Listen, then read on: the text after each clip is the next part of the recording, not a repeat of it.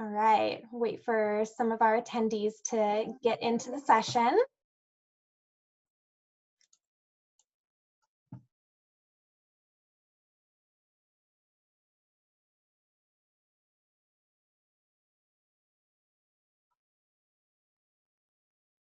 All right, we'll go ahead and get started. Good evening, everyone, and welcome to the Class of 2024 Parent Welcome and Information Night. We are so excited to have you here and to welcome you to the TJ community. My name is Miriam Lamoureux. I work for the TJ Partnership Fund along with Aristia Kinnis, our executive director. The PF is a nonprofit founded in 1999 whose primary mission is to support the unique learning opportunities, specialized curriculum, and innovative research experiences available to TJ students. The PF is run by a small staff and managed by a board of directors that includes TJ parents, alumni, school administration, and members of the local Northern Virginia community. Now I'd like to introduce Ann Appler, our wonderful board chair. Not only is Ann a class of 1992 alumna, she's also a parent of a class of 2020 TJ grad and a class of 2020 TJ student, or class of 2022 TJ student. Welcome, Ann. Thank you so much, Miriam, for that introduction. And good evening to everybody else. As Miriam said, my name is Ann Appler. I am the current chair of the TJ Partnership Fund board. And even though we're already a quarter into this strange virtual school year, I want to take just a moment to welcome you and your family to TJ. In my house, we are big TJ fans. My husband, Matt, and I met in TJ choir about 30 years ago, actually. He's a class of 1991 grad, and I'm class of 1992. My daughter, Amy, graduated from TJ in the spring, and my son, Paul, is a current junior. I think Paul's about to pass behind us right now. This is the hazards of being at home. So he's class of 2022, yes, junior. And even the family dog in our house bleeds red, white, and blue. Now, as you're going to learn during the next 4 years at TJ, TJ is a very special place. And we're here tonight because we also want to help you understand that TJ has some very special needs. One thing that makes TJ different from other public high schools is that it relies heavily on private funding from individuals and corporate sponsors. And given the unique TJ curriculum and extracurricular activities and opportunities available to our students, county and state funds just don't cover many of the important student needs. So the Partnership Fund, or the PF as we call it, is the foundation that focuses on generating the necessary private donations that are required to maintain the academic excellence for which TJ is nationally known. Let me give you a couple of concrete examples about the work of the PF. Through private donations, the PF has provided equipment and materials, consumables, for each of TJ's tech labs. And do you know that students in some of the tech labs are seriously working with NIH to cure cancer? It's impressive. Also, the PF helps fund student groups within each of these tech labs, like the CubeSat program, which launches satellites into space. Back in the spring, the PF provided funding to help many of our teachers transition to distance learning. One of the things we did that I think is pretty cool is we provided graphics drawing tablets, sort of like an iPad, for the physics department to enable those teachers to mimic a virtual whiteboard so they could work sample problems during synchronous class time with their students. We also sponsor and organize spring break trips for current TJ students to visit with our alumni at their offices in places like New York City, LA, and Silicon Valley. In the past, students have visited alumni at Google, Uber, Facebook, Disney, and NASA. Due to COVID, these trips are unfortunately on hold for now, but instead we're coordinating virtual opportunities to connect TJ students and alums. Your TJ student is just beginning an amazing educational adventure. It's going to be challenging. Maybe you've already figured that out in the first quarter, but it's also going to be awesome. Trust me on that. I do want you to pause for just a moment and think about something tonight. And that is, what is a TJ education really worth? TJ is a public school, so you're getting a free education for your student, but what's it really worth? So I can tell you this, I can offer a little insight. As an alum, nearly 30 years out of TJ, I still list my high school on my resume. In fact, sometimes I list it before the university where I got my MBA, and I am positive that it played a role in securing my last job. I've also maintained relationships with a network of other TJ alums. They're some of my closest friends and professional mentors. So I place a tremendous amount of value on my TJ education. The Partnership Fund needs your help as we strive to assist each and every student with meeting his or her personal educational goals. Every student at TJ will require at least $1,000 in private support over the course of 4 years. So I know you're all smart people and can do this math. $1,000 per kid times about 500 kids per class times 4 classes of students. The money really adds up quickly. And I'm sharing this information because, yes, we absolutely welcome your financial support. In fact, we're currently running a campaign to raise funds for professional development opportunities for TJ teachers, and we do encourage you to contribute. But in addition to financial contributions, we also rely on parents to provide corporate connections, strategic partnerships, and other volunteer efforts. So if you want to learn more about the work of the PF and how you can help us support the TJ community, please let us know that you're willing to help by responding to the follow-up email that you'll receive after this evening's event. In addition to providing financial support for TJ, the PF runs the Alumni Association for TJ, and I want to speak just a moment about that.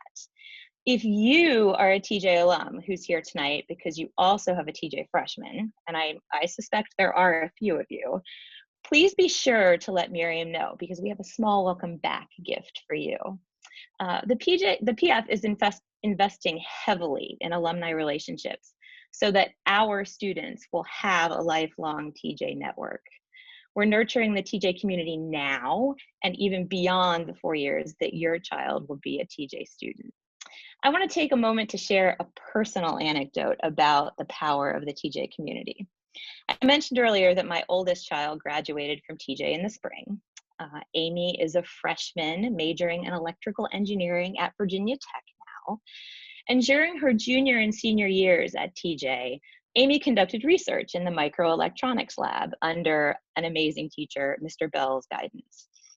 So a few weeks into this semester, Virginia Tech held an internship fair for engineering students who were seeking jobs for next summer of 2021. And at the fair, Amy spoke with a company rep who, as it turns out, is also a TJ alum from the class of 2008 and who also worked in the microelectronics lab with Mr. Bell while he was at TJ. As they talked, he told Amy, I really want to hire you because I know exactly what you've been taught at TJ.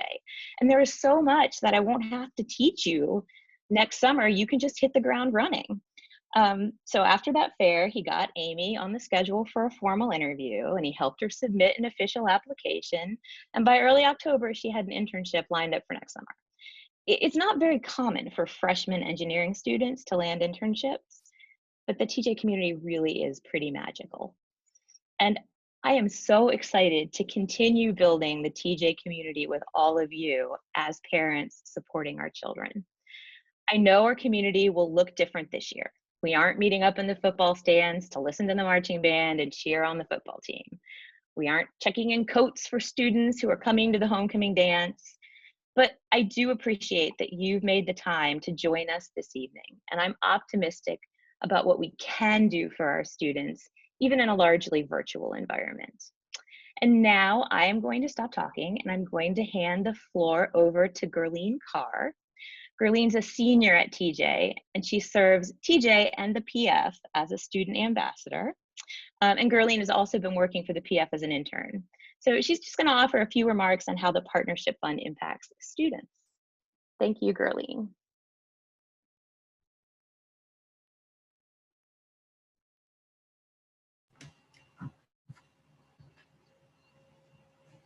Hi, can everyone see and hear me?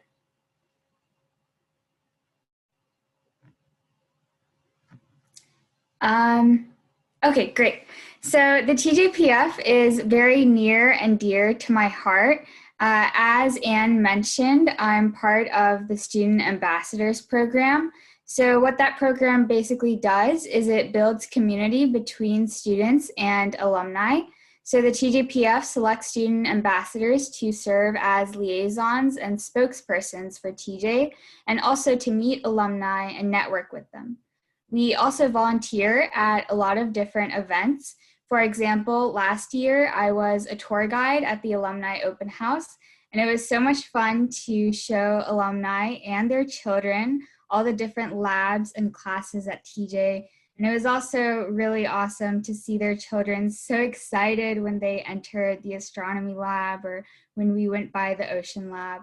And I also got to learn a lot about how TJ has changed.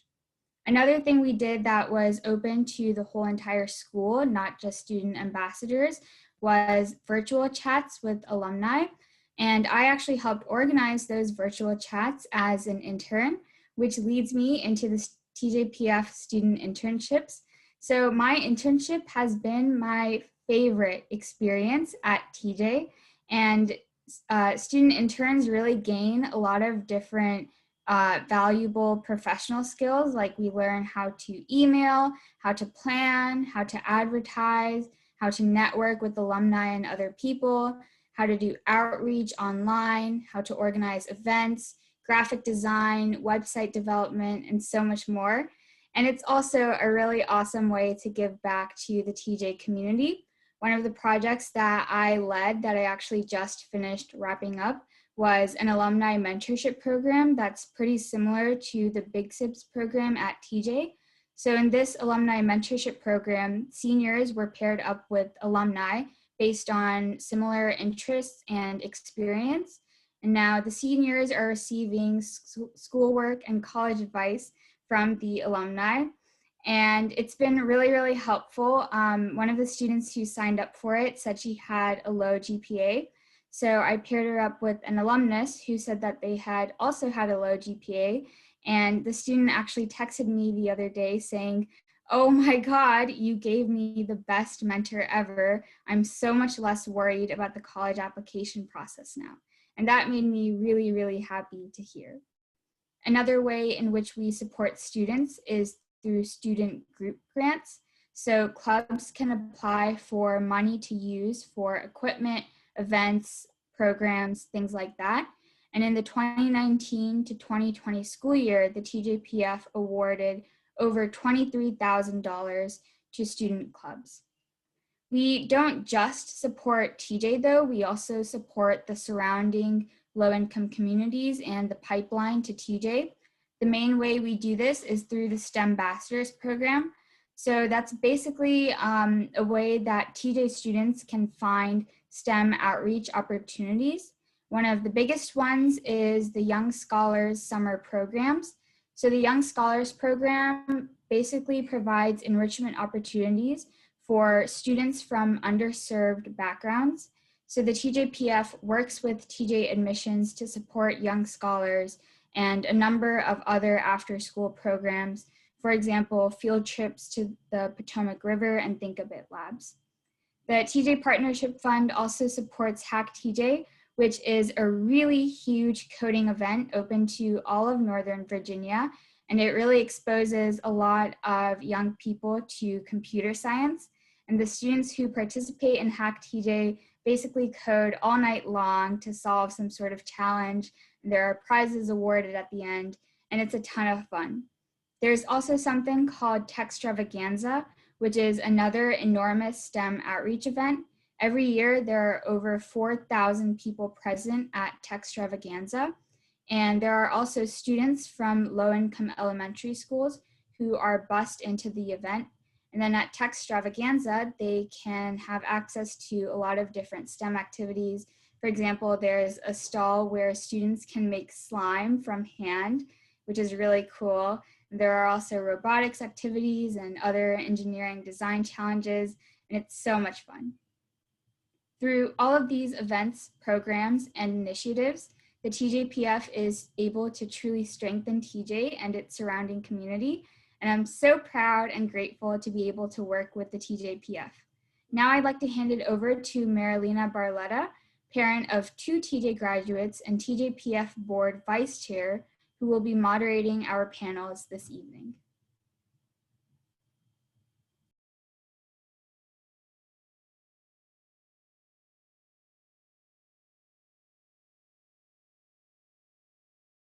Sorry. Hello. Thank you, everyone. I appreciate that. Thank you, Gerline.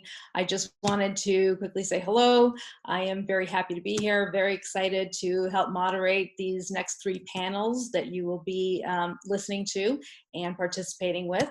Right now, we are going to start with a panel that essentially is strategies to navigate distance learning. And we have a panel of 3 of TJ's IBET teachers, our Integrated Biology, English, and Technology program. And I'm going to quickly introduce the panelists, and I'm going to ask them to just give a little bit of an introduction for themselves, and then we can just jump right into questions. I want to say at the outset that we will be receiving questions on the Q&A function, and we'll try to get to as many of them as possible, but the time is limited, so bear with us. And again, we will be sending follow-up emails, so if you have questions that weren't answered, you can go ahead and submit those questions, and we'll try to get those answers for you. But without further ado, let's start with our IBET panel. And tonight we have joining us Sonia Del Cerro, and she is one of our AP Biology teachers and biology teachers. So Sonia, could you say hello and a little bit about yourself? Let's see. Can you hear me? I'm not sure you can see me though. I can hear you. Okay. All right. I'm trying to connect with the video, but it says no. But anyway, good evening, everybody. I'm pretty happy to be here, and all I can say is I have been at TJ, enjoying myself and the company of all the community and the students for 12 years. So I have a background in biochemistry and physiology. I did research before I actually started working in education. And I have been working at TJ for the last 13 years, actually, as an IBET teacher and AP biology teacher. So I'm very happy to be here tonight, and I'm happy to answer any questions that any of the participants may have. Thank you. Thank you, Sonia. Next, we have Charles de la Cuesta. Charles? Hello, everybody. Good evening. This is Chuck de la Cuesta. And let's see, I have been at TJ now for, I think, 15 years. I started off in IBET, and then I recently returned to IBET, although circumstances have sort of changed, as some of you may have known, where I'm now actually running the electronics lab. But I was a former robotics lab director as well for a really long time. So all things tech and maybe science, I at least have a little bit of an idea of, and I'm also the science and technology division leader. So if you have any questions about that stuff, feel free to ask me. Thank you, Chuck. And lastly, we have Erin Harris. So I don't have permissions to start my video, but that's fine. But I'll just say hello. Oh, here we go. Start my video. Excellent. So hi, I'm Erin Harris, and I am an English 9 teacher as part of the IBET program. And this is my 13th year at TJ. And I've been teaching IBET for all 13 years, and I will continue to teach IBET for as long as they'll let me, because I really like it. I like working with TJ freshmen. In addition, I advise and teach journalism, photojournalism, and broadcast, and run the yearbook, newspaper, online newspaper, and broadcast program. So I wear a lot of hats, but 3/5 of my course load is IBET. So I'm happy to answer any questions that you may have about any of the IBET stuff or any of the publication stuff, anything at all. I'm here for you. Thank you, Erin. And so I think with that, we can get started on some questions. I'm going to ask sort of an introductory question. And I know that perhaps some parents are participating back to school night, so you might already know this, but I think that as people are getting accustomed to TJ, maybe a little bit of an explanation about the IBET program, specifically how it works traditionally in a traditional environment and how it will work virtually. So Sonia, why don't you take that for us? And if you, oh, thank you. Hi, Sonia. Okay, so sure, I'll try to do my best. Hello, everybody. Sorry that I couldn't connect with you before. So traditionally, I am with Erin. IBET is one of my favorite programs at TJ. I'm pretty lucky that I have been with it for so many years, and I will be there as long as they let me. Traditionally, IBET is a very integrated program. We are trying to teach a series of skills to the students that come to TJ in this program that we call IBET, Integrated Biology, English and Technology, through English, Biology, and Technology. So I think for me, the most important part is that the students become really close to one another, considering that a lot of them come from different counties. They are sometimes really scared the first day that they come to our school, and then they end up being a family, and they remember that experience as, I mean, I still have students who have finished college that we had like years back in IBET and remember all kinds of activities happening. The bond that is created amongst the students is amazing, and it's great. So that is one of the features. Of course, hopefully we will have that bond. It might take a stronger effort to create that bond this year, but we are really, I can assure you, all the teachers working really hard to have it anyway, no matter what the circumstances are. The students learn to work together, which is one of the skills that the modern world requests. Work in a team, either they like it or not. We try to solve problems, to do a project. This is one of the hallmarks of the program, which is the IBET program, the IBET project. Of course, this year is a little different because even though we are doing a project, we might not have the same access to hands-on collecting data, but we're still pretty adamant to implement the project and to do the best we can. They learn many other skills, how to read scientific literature, how to present information to an audience. They learn all kinds of skills in tech, building a robot, building electronic chips that they can, and devices they can use in their project. That's traditionally this year, as I said, is going to be a little different, but still the spirit is there, and we are trying to implement as much as we can. So we do all those things. It's pretty ambitious, it's fun, it's exciting. I think we teachers learn as much as the students do.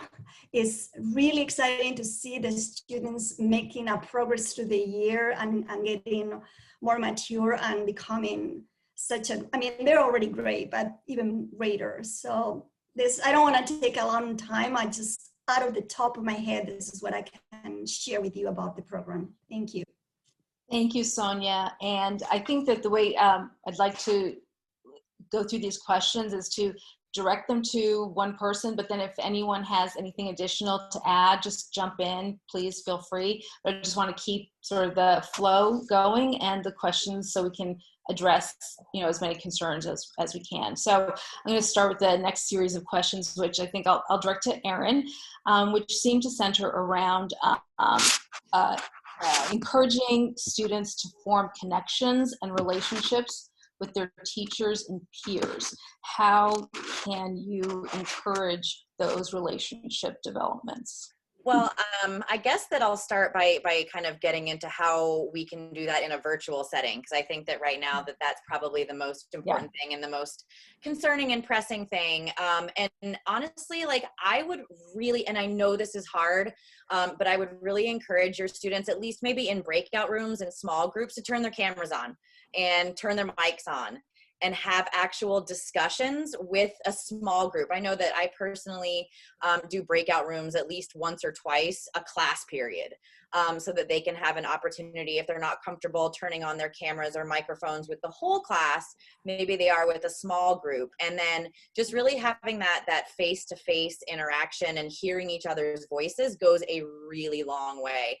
And not just for the students themselves, but for their teachers too. I even tweeted about this a couple of weeks ago, but I went into a breakout room to check in on a group of students, and all 4 of them had their cameras on, and 2 of them had like dogs in their laps. And I swear to God, it was like the greatest thing I had ever seen all year long. I had to like take a long pause and stop and say, okay, you guys, I walked into this room and everybody had their cameras on, and I was speechless.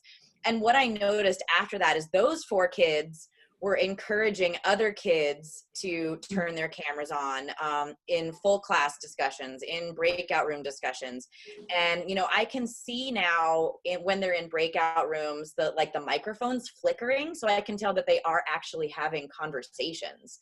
And so one of the things that I would encourage them to do, and I know it's scary, it's not like the greatest thing in the whole world. I don't love seeing myself on video, but I've just gotten used to it over the last like 8 months, 9 months, 300 years, however long it's been. But that's one thing that I would really encourage them to do, is turn on your cameras, at the very least turn on your mics, and start to have actual conversations with people, because I think that that's really meaningful in getting to know your classmates and your teachers. Because I remember the kids that turn their cameras on, like, and I hate to say that I don't remember other students, because I do, but if I can put a name with a face and I can see you emoting and raising your hand and talking, then that's going to help me get to know you better. So that would be my biggest things. Thank you, Erin. Does anyone have anything else to add about that? If not, we can move on. That's fine. Speaking of students in sort of these environments at home, I think some parents want to understand how they might be able to help their student create the right kind of working environment or learning environment.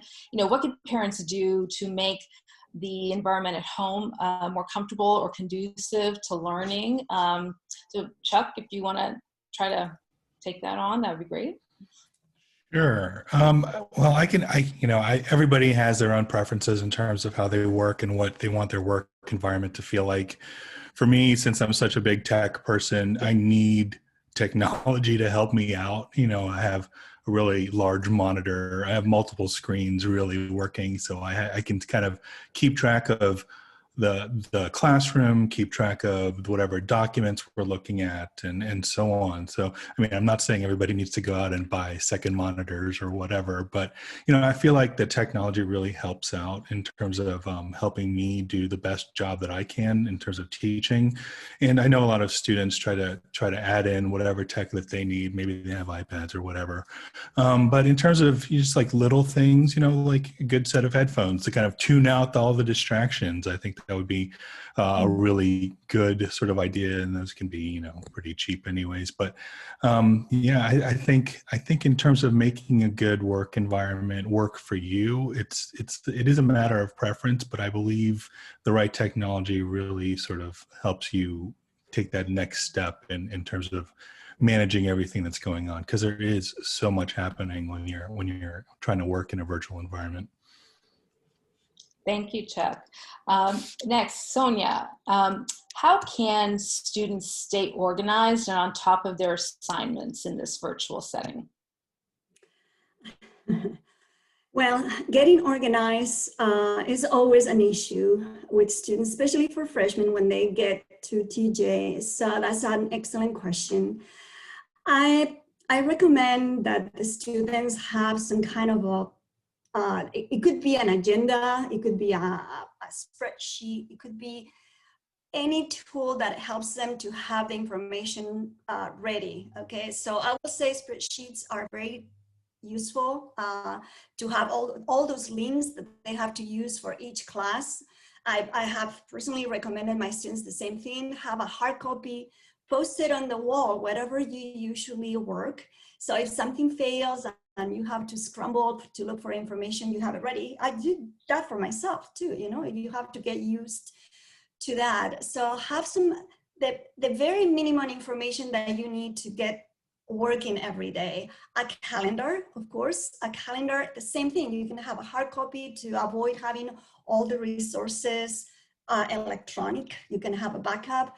It could be a poster, make it yourself, make it attractive with every day, different colors, where are the main assignments. You can even make it into a game. You know, it could be a magnetic board where you can put stickers or things that remind you of things that you need to do during that week by week, because things are pretty flexible in this environment.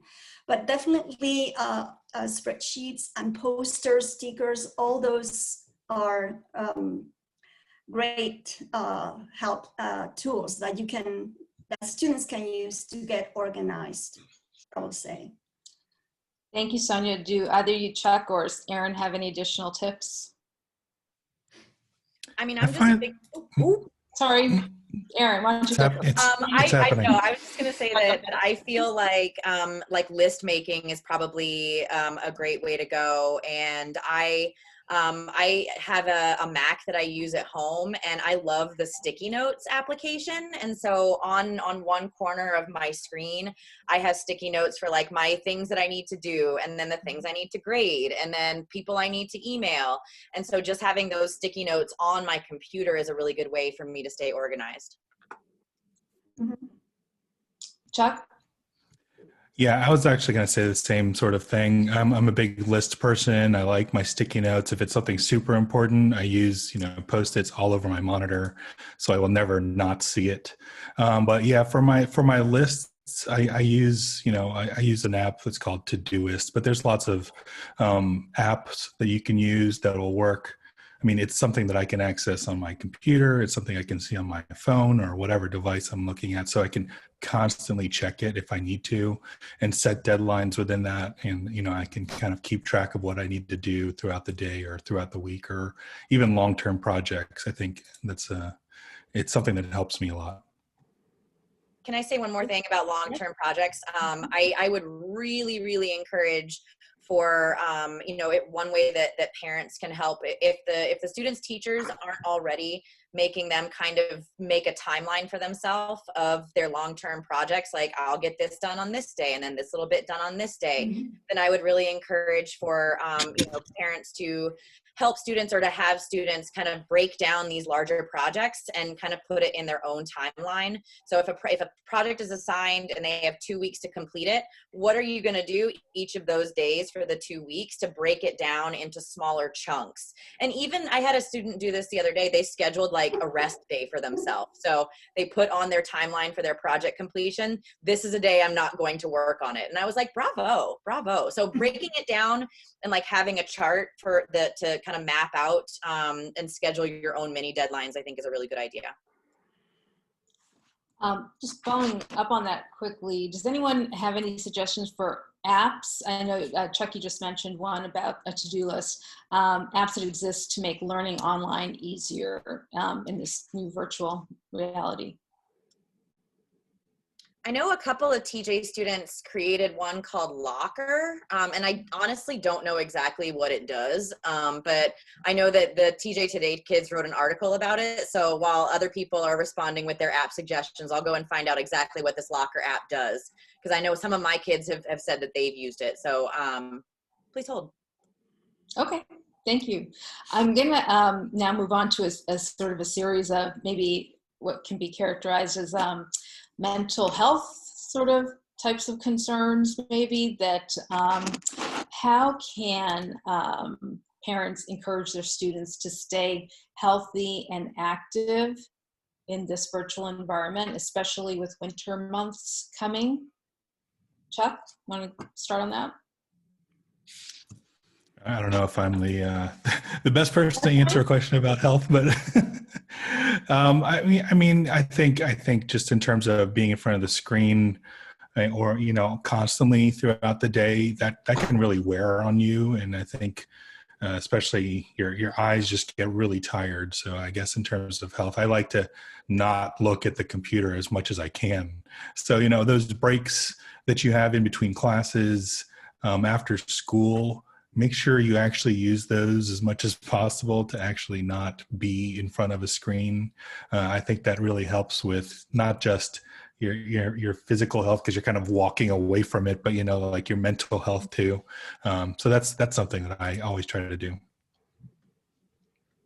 So real quick, I found, so the Locker app, which is thelocker.io, for anyone that that wants the link, thelocker.io, helps students keep organized with all of their classes and assignments. So if organization is an issue, then maybe check that out. It was made by 2 TJ students, or 3 TJ. It's a group of TJ students made it. So, specifically with maybe TJ students in mind. So I think that would be a good place to start.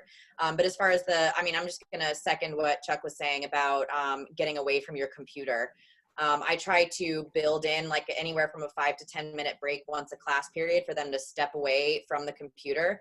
And I literally want them to go away, whether it's like closing their eyes and doing a 5-minute meditation, or reading a book, or writing in their journal. I think that if teachers are giving students any kind of screen break, then they should take it. Like, that's another thing. Just, if they're not taking advantage of that time to step away from the blue light, then I think that's something they really should be doing.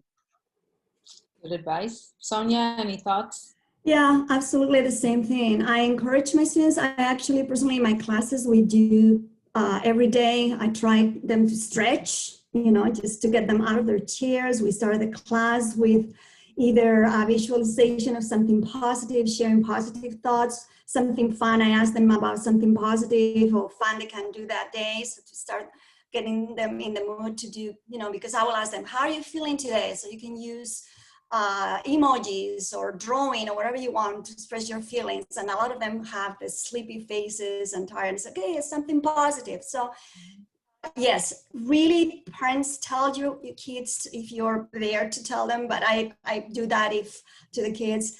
Go away from the computer when you have a chance. So either the teacher implements that in the actual face-to-face, or those breaks. I do it. They need them. They really need to get away from the computer.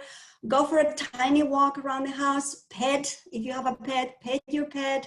There's so much research showing that having a pet and taking care of the pet, even if it is just for 5 minutes, it improves your mood. It really makes you feel connected to an actual living, beating creature. Away from the screen. It could be just walking away, drinking water. That has to be something that they have to do every day, because it's pretty easy to just sit on the chair and decide, okay, and that's completely unhealthy. Take those breaks, do whatever it is to go away. Yeah. So taking breaks, I hear, so from the computer is important, taking walks, taking some time for themselves, because in these environments, it seems like a computer can be on almost 24 hours a day, and hard to separate yourself because it's always ever present. So good advice for the kids. I want to go back just to talk more specifically actually about IBET. And this is as a parent of having 2 kids go through the IBET program. And I assume students are working in groups, and these are groups of students that have not met before, except for in this environment. And under the best of circumstances, when they're meeting in person, things can get a little hairy with group dynamics. I imagine similar things will occur with virtual group dynamics. So what happens if students have issues, say about, unbalanced workloads? Some kids are taking on more than others, some aren't meeting their deadlines or what have you. How do you, advise students to navigate that kind of environment? Erin? Yeah, I'll start. I think one of the things that most of the IBET teams, as far as the teachers are concerned, do across the board is try to, at the very start of the school year, get kids to come up with group norms. Like, this is how we're going to communicate. This is how late we're going to communicate, and come up with like a series of rules for the group. Do they always follow those rules? No, absolutely not. Should they? Yes. But I think that one of the things that is like, working with people that don't always pull their weight is a reality. And it's a reality in life. It's a reality at any school, not just TJ. And so that's one of the things that we have to learn how to deal with and adapt to. And I think that what's most important is for students who feel like they're taking on most of the workload, or if they feel like something's not working, it's really important for them to go to one of their IBET teachers and say, hi, my group is having some trouble. And I can guarantee you, again, across the board, that what will happen is the IBET teachers will schedule a meeting with the whole team. And it's really important for the whole IBET to know that just because you have a meeting with the teachers doesn't mean you're in trouble. Like last year, my IBET scheduled, like every single team met with us over the course of like 3 weeks during lunch.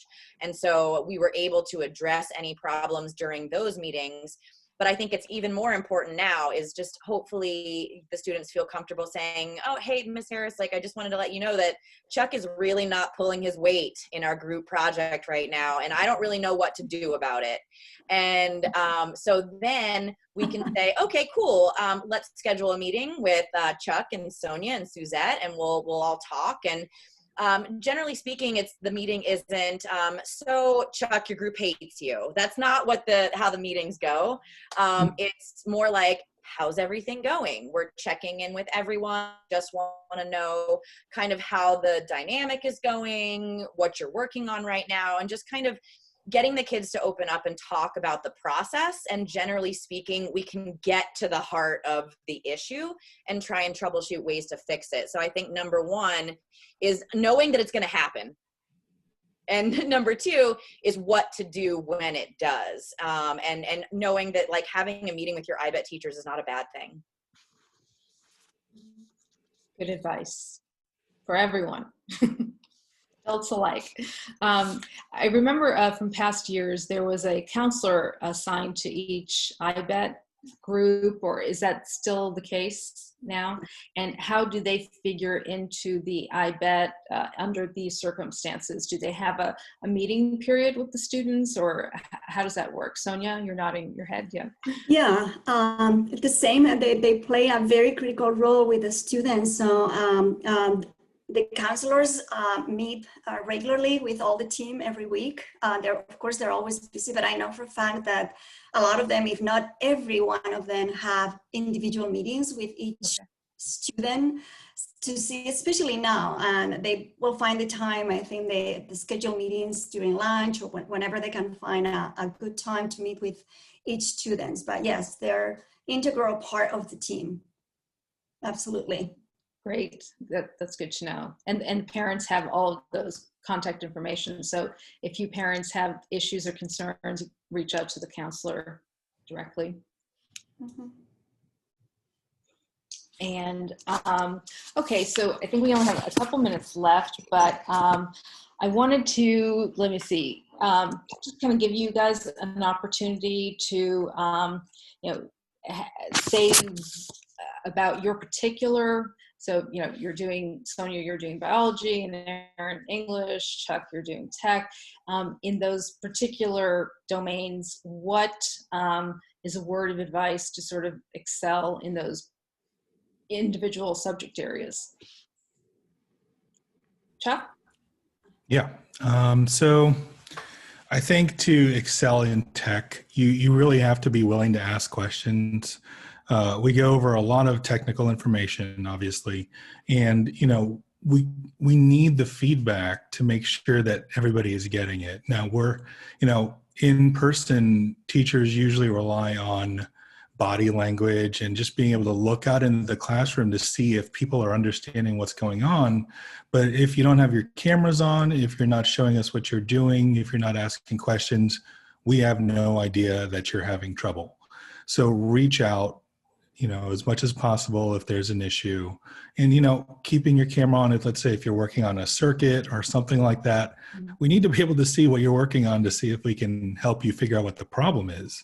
So I think kind of starting to open up some of those other lines of communication, I think that's really helpful, just reaching out and making sure that the teacher is aware that, you need help understanding whatever you're covering. So, yeah. Thank you, Chuck. Erin? Sure. I think that, participation in English, we do a lot of reading and discussing, and, whenever we read novels, or really for me, my classes are very interactive. It's very little of me lecturing or just talking and disseminating information. So I think to get the most out of an English class, it's going to require some give and take and some interaction. So, if I'm asking a question, then you can put a response in the chat, or you can turn on your mic and respond, and then we can facilitate a conversation. And then it's not just, me staring at the screen for, however long. And I know that we all have to change and adapt our classroom teaching practices to fit a virtual space, but I don't think a straight lecture is the best use of a virtual space. So I'm going to continue to try and find ways to encourage participation. And so I think that the best thing to do is to not be afraid to participate. I know that freshmen coming in are afraid of saying the wrong thing. But in English, so much of it is up to your own personal interpretation. So as long as you can back up your opinion about a text with evidence from the text, who am I to say you're wrong? So don't worry about, I guess the biggest thing is don't worry about being wrong, because chances are you're not going to be. Thank you.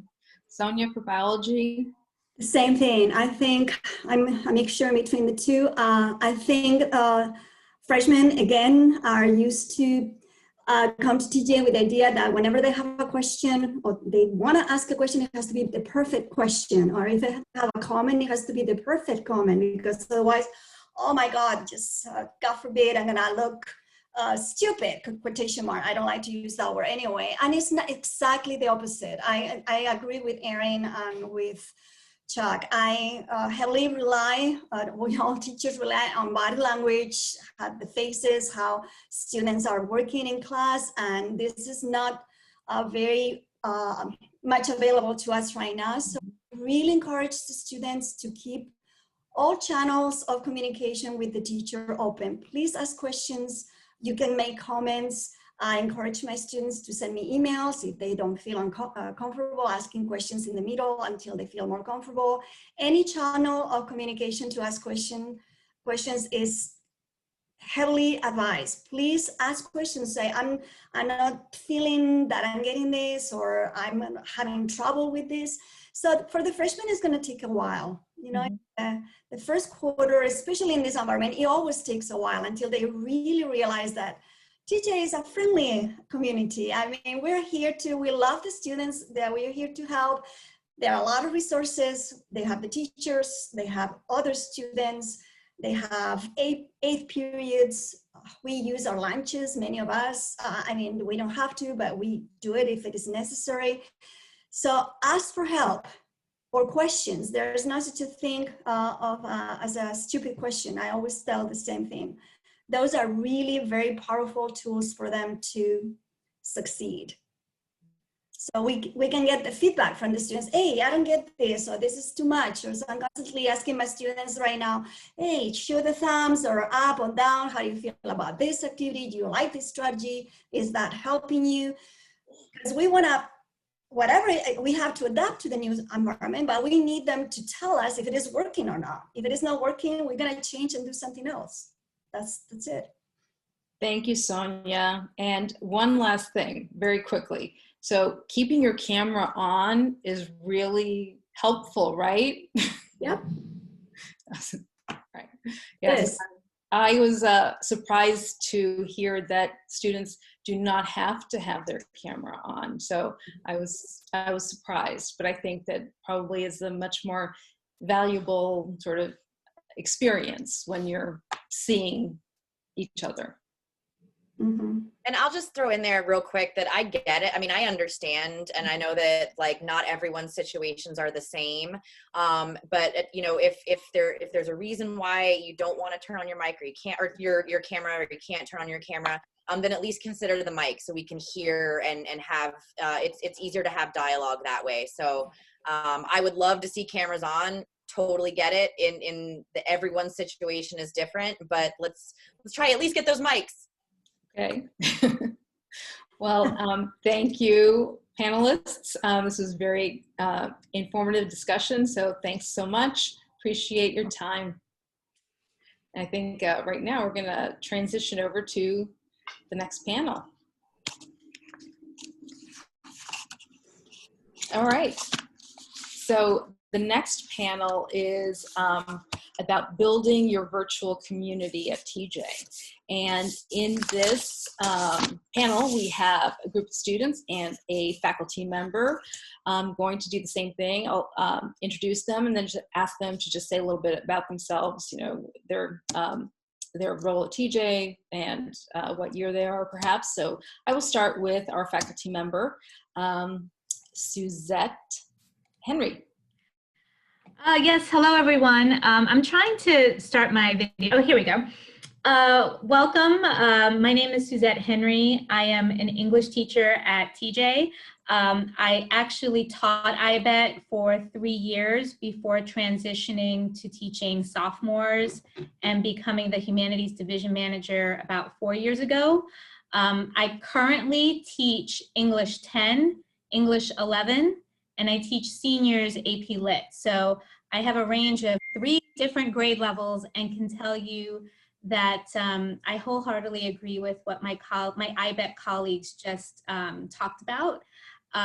This is my 11th year at TJ, and so I'm really happy to be part of this panel, kind of talking about building the virtual community. So thank you. Thanks, Suzette. Next, we have Sean Nguyen. Sean? Yes. Hey there. So I'm Sean. I'm a senior now at TJ. I know a lot of the staff members here that previously spoken have taught here for over 10 years. I've not been here for over 10 years. I've only been here for 4 years now. Yeah, but on the time I have been here, it's been extremely special to me. And TJ is just extremely dear to me. I serve as the student body president. But in general, I do see the importance and relevance now more than ever of connecting students in a virtual space, what it means for mental health, and especially you know, in terms of in-person connection, it's so important when you're at school to maintain those student and faculty relationships. And now that you're missing that when you're virtual, it's important that students still find avenues and ways to maintain those points of contact. Thank you, Sean. Next, we have Boswith Suresh. Hey guys, I'm Boswith, so I'm a junior at TJ. I've been here even less time than Sean. I've been the class council treasurer for 2022, and now I'm the SGA treasurer. Like Sean said, freshman year is really a formative experience, and still my best friends, like we still have a group chat from IBET that we still talk to regularly. It's really you find your family, I guess, your TJ family in that. And I know it's hard this year, it being online, but you know, it's still possible, and we're going to try to advise in ways that we can, or that you can continue to build that community. And even if we're online, TJ is still a special place, and we can still make it special online. Thank you, Boswith. And next we have Jordan Lee. Hi guys, I'm Jordan. I'm also a senior at TJ, and I'm currently serving as an SGA secretary. And in the past, I've served on class council and FroshCom. And first of all, I just want to say I'm really sorry to, you know, class of 2024. I know that freshman year is just one of those most important years where we really get to see what TJ is like, and you kind of get to meet those friends that stick with you throughout the 4 years. And I know that all these times have been just crazy and virtual, and so that you can't really have that, interaction with, teachers, and you can't really have that, physical interaction with like students at school. So I know that it's a lot tougher this year, but we'll do everything that we can to make sure that, the freshmen this year can kind of get the fullest of TJ, and hopefully that they'll be ready when we come back, whenever we come back, and hopefully that is soon. Great, thank you. So we're going to get started on the questions, and I'm going to handle it like I did the last panel, which is I'll sort of direct some questions to specific panelists, and if someone else has something to say, then you can jump in. Just want to give everyone time to speak and sort of share the love. So the first question we have, I'm going to direct to Sean, which is Sean, how can as parents, how can our students hang out with their friends online, and what sorts of activities do student government and the administration have planned for the year in order to facilitate that? Yeah, so I'll answer the second half of the question first. In terms of what student government is doing, is we're trying to find opportunities to connect students. So right now we're hosting monthly game nights. So we had one this past week where 80 people competed in an Among Us tournament. And it's really nice because all the groups were randomized in breakout rooms. So you got to meet people across all 4 grades. And especially for this freshman class, they may be meeting people within their own grade due to the nature of their classes, but I'm sure they're not really interacting with seniors or juniors. And so having the opportunity to interact with them in a non-school setting is very important, especially during the school year. You would have homecoming during the fall season, and losing that capacity really inhibits the opportunity to meet upperclassmen. We also have a Spirit Week this very week. I know in fact, the majority of the freshmen, the majority of the participants have been freshmen. So it's really nice to see freshmen post pictures on Instagram, Facebook, Twitter, seeing them really engage. And, it's kind of putting yourself out there in a sense of vulnerability when you post yourself. But I think it really encapsulates kind of how we're all feeling, right? We're all kind of lonely in many senses, but being able to post a photo and have people engage and comment on it, it definitely creates more a sense of community. And on to the first question about, is that exactly how parents can engage their students? I think it really begins with, how are you checking in with your students, or checking in with your children? Because that mutual relationship is important. Always ask beyond a how are you. Instead of just saying, how are you doing this today? How has school been this day? Make sure you're really extrapolating and elaborating for a conversation starter. And because that's so important, because then you can kind of generate, oh, maybe your child isn't really seeing peers. Maybe they're not really forging any new connections. And by kind of extrapolating, then maybe you can contact the parents of one of your child's friends, maybe from middle school or one that they've created in high school. And by then you can kind of forge a relationship. And it may not be as organic, but it's still a relationship that's very much needed. Because a lot of us, me personally, will oftentimes say, I'm doing okay. I'll tell my parents that. And the second they kind of push me a little, needle me to get more of a response, then they can actually hear that sometimes I'm not doing great. And then they can ask one of my friends, the parents of one of my friends, to reach out to me, contact me. And that's so important to kind of nudge your children a bit to make sure that they're doing okay beyond a standard, how are you? Yeah, I think to add on to that, like Sean said, also sometimes we lose track of time. At some point, TJ, you fall into a rhythm, and I can go 2-3 weeks without even realizing that I haven't seen my friends. And like Sean said, my parents will be like, hey, it's been a little while. Either try to have a Zoom call or something. That those reminders really help. And sometimes you feel lonely, but you don't realize why. And having someone to just put that idea in your head, you really realize I was missing this. Thank you, Bosworth. For our next question, I will direct to Jordan. If you know, or you can pass this to someone else, but do we know what kinds of efforts counselors or student services is doing to make new freshmen feel welcome? Or maybe Suzette, either one. So Jordan? I don't know much about what counselors are doing specifically, but I do know that we have, I guess, emails that people can reach out to for counselors to talk to them. And I know that they kind of email us every other week. My counselor, she emails me, and it's always a check-in to see how all the students are doing. And she usually has these fun Google forms to fill out, but I'm not really sure what they're doing on a wider scale. Well, I'm not a member of the student services department. but I am close with a number of the counselors who are in student services.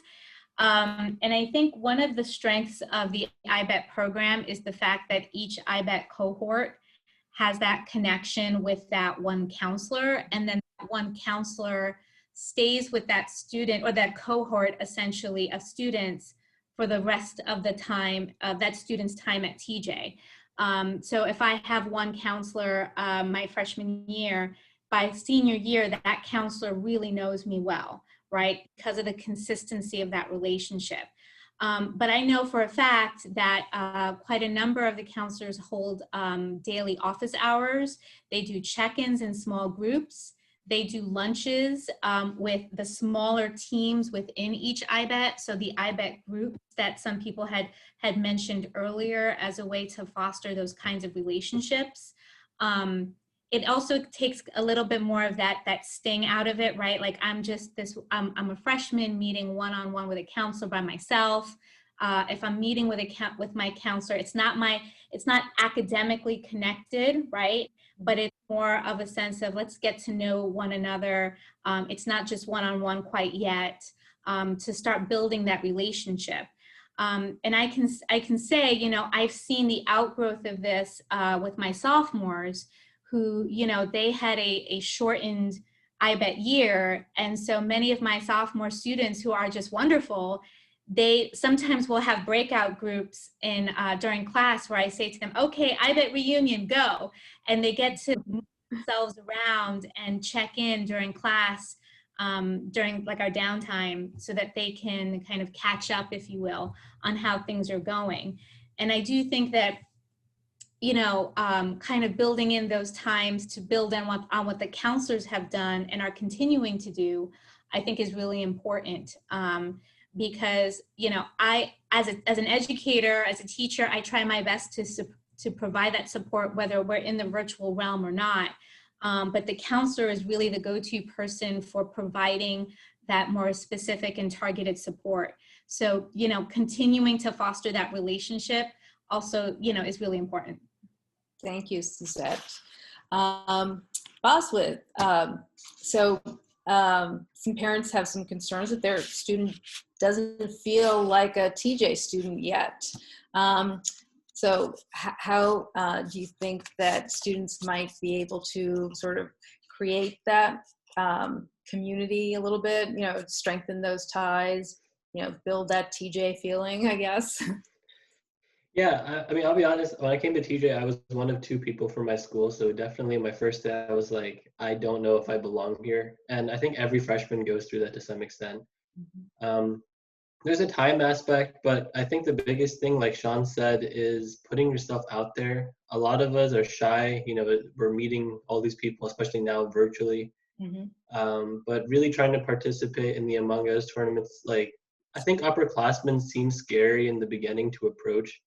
But we actually are kind of waiting for you guys to approach us. Like, we're definitely nice people. We know what it felt like to have upperclassmen to talk to, and we want to foster that same thing. So don't be afraid to reach out. If, for example, you're part of a club and there's a club officer who's a junior, don't worry about, you know, you can message them, ask them about anything really. Or like Sean said, all the SGA events that we're holding, just try your best to reach out. And over time, you'll get used to it. You'll become comfortable. Everyone at some point, there's a barrier that breaks down at some point, but by putting yourself out there, you can really make that happen quicker. Thank you, Bosworth, which it actually reminds me of a question related to SGA. So SGA has class representatives. Are they reaching out to sort of the freshman class? Have they even voted on their freshman class rep yet? Yeah, so we had appointed over the summer 8 students to be taking over for this school year as the freshman class council. And in fact, this Saturday, the freshman class council is actually hosting, or I stand corrected, I think it's this Friday. So tomorrow, the freshman class council is actually hosting a game night specific for just within that class. Nice. And I think you can find more information on their Instagram and Facebook account. So if you reach out to one of those class officers, I'm sure that they can probably provide more information on it. But again, similar to the Among Us tournament from 2 weeks ago, the opportunity to engage in a non-school format is so essential, because it's no longer just talking about, and this is very much true about all TJ students, we love talking about grades, GPA, college admissions, especially now more than ever. As a senior, I can vouch for that. Being able to talk about non-school related activities, whether it may start as a conversation about Among Us tournament, but it may stem to, oh, so you like Among Us, what other video games do you play? And then that can branch out to something else and, you know, derive into something, a whole new discussion. And so being in that non-school format is essential, that you're not just having conversations fixated about your academic and professional career at TJ. If I could just jump in here, one of the things I think that gets missed is talking about food. And I know that TJ students here know that, you know, electronics and other things, you can leave as many things out in the olden days pre-COVID and nothing would be touched, but a sandwich could suddenly take a little walk. So one thing I have to agree with Sean about is talking about food as an icebreaker. And I have students in my class, they take turns being the, I call them class meteorologists. And so I turn over the control of class to do the icebreakers to see what they would come up with. And my sophomores just on Wednesday asked questions like, what's your favorite pie? And, you know, it seems silly, but they got into a little thing about, you know, pumpkin pie and pecan pie and apple pie. But it's a way to continue to build in that, you know, community where I'm teaching students at the sophomore level who come from all of these different IBETs. So while we're forming a new community, you know, when they go back into their IBET groups and they reunite with one another from last year, they can say, oh, wow, I didn't know this about you, even though last year we were in the same IBET and maybe, you know, we had a couple of conversations face to face. So I think that that's very true. You know, you want to try to, where you can, take this kind of intensity away from the grade piece and continue to foster this sense that, you know, we are human beings behind the screen, right? And whenever it's safe to ultimately return full force, you know, we'll keep some of these things in mind. Thank you. Jordan, do you have anything to add? I think they pretty much covered everything. Covered it all? Okay. Yeah. So I wanted to go back to a question, not back, but cover a question that actually some parents have. So about connecting with their students' teachers if they think there's a need. Suzette, can you sort of talk to that process? You know, what is your preferred method of communication with the parent, and if they see an issue or have a concern? Well, if we're talking in the pandemic world, so you know, it's email. Unfortunately, we've been provided limited some resources to actually make phone calls home, which I've actually had to do because I was concerned that, you know, some students either their Wi-Fi was unreliable. I would reach out and email the student, which usually, and I know this might seem strange, but because we are trying to teach the students how to advocate for themselves, you know, it has to become a habit. And, you know, I completely get, having taught IBET, that it is hard to do. It's like, oh, I'm supposed to be the one who takes the initiative. I don't wait for my teacher to reach out. I think with the school closures in the spring and everything just kind of being tossed off the rails, students have to like relearn in some ways how to do that. Mm-hmm. I love my sophomores. I think that, you know, having opportunities for them to practice meeting with me one-on-one in a breakout room so that they remember, oh, that's right, I take the initiative. These are some questions, and I frame some questions for them so that they have a starting point for dialogue. So it's not just like crickets, you know, oh, how are you doing? Right. And so that kind of harkens back in some ways to what Sean was saying earlier about, you know, how to communicate, where it's like, how was school? Fine. And then I go, okay, well, let's go beyond. As teachers, we also have that concern, right? I do think that in terms of engaging with parent community, I would love to have face-to-face interactions, but since that's not possible, you know, having a scheduled Zoom meeting or some kind of meeting like this would be really helpful. I can't speak for my colleagues, but right now I haven't had any issues as of yet. I don't hope to have any issues as of yet, but if I have a student where there's a concern of that nature, I do want to, show my collegiality by, and again, modeling, right? Modeling by turning on my camera, turning on my mic, and understanding that, we're all part of this community of helping to support the students be successful during a very, very difficult time. It's difficult for the average adult. I can't imagine for, young people who feel like maybe their milestones are just kind of fading into the background. So. Thank you, Suzette. I actually had a question about sort of turning on the cameras, turning on the mics.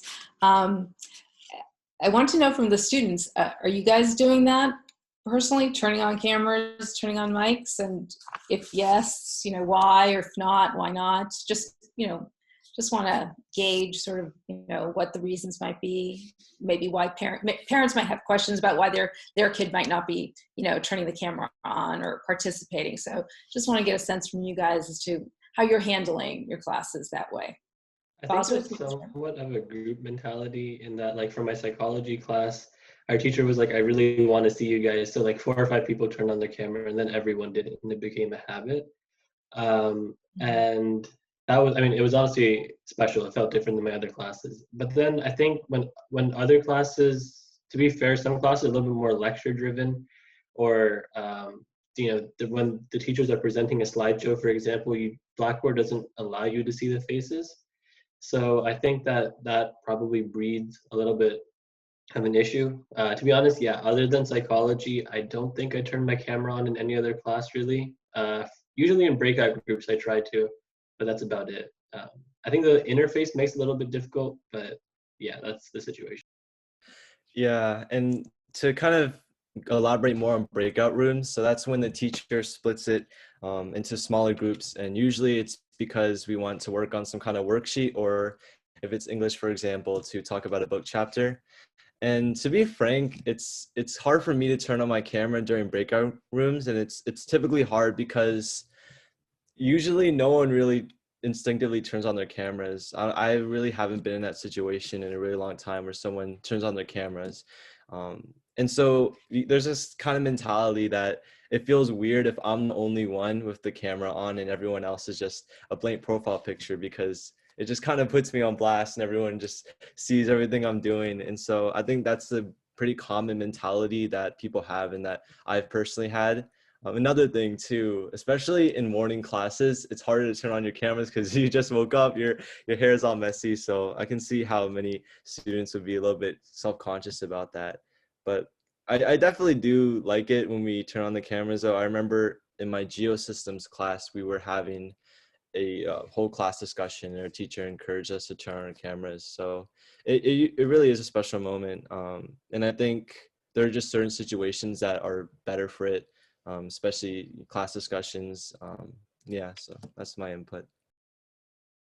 Thanks, Jordan. Sean, anything to add?